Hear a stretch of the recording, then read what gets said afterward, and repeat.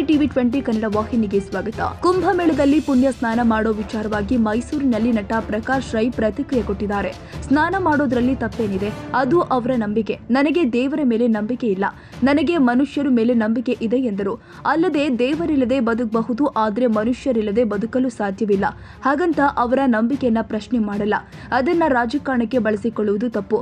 ಕಾಂಗ್ರೆಸ್ ಟೀಕೆ ಮಾಡುವ ವಿಚಾರವಾಗಿ ಅದು ಅವರವರ ಭಾವಕ್ಕೆ, ಅವರ ಭಕ್ತಿಗೆ ಹೇಳುತ್ತಾ ಹೋಗ್ಲಿ. ನಾನು ಯಾರ ಬಗ್ಗೆಯೂ ಮಾತನಾಡಲ್ಲ. ನನಗೆ ಯಾವ ನಂಬಿಕೆಯ ಬಗ್ಗೆ ಟೀಕೆ ಮಾಡಲ್ಲ.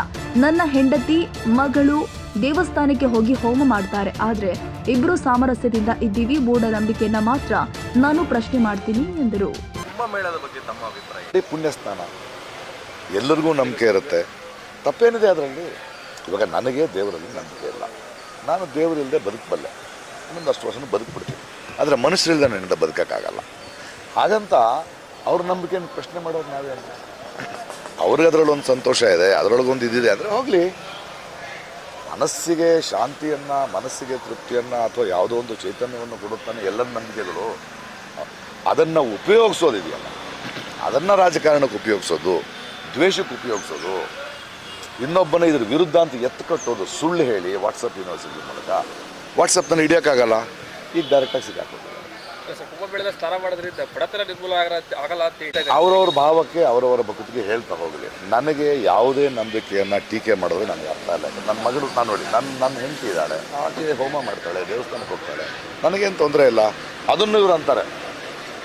ಅಂದರೆ ಇವ್ರಿಗೆ ಅರ್ಥ ಆಗದೆ ಇರೋದು, ಅವರು ನಾನು ಸಾಮರಸ್ಯದಿಂದ ಈ ದೇಶದಲ್ಲಿ ಬದುಕ್ತಾ ಇದ್ದೀವಿ, ಅವರ ನಂಬಿಕೆ ಅವ್ರದ್ದು, ನನ್ನ ನಂಬಿಕೆ ಇದು ಅರ್ಥ ಆಗ್ತಾ ಇಲ್ಲ ಅಲ್ವಾ?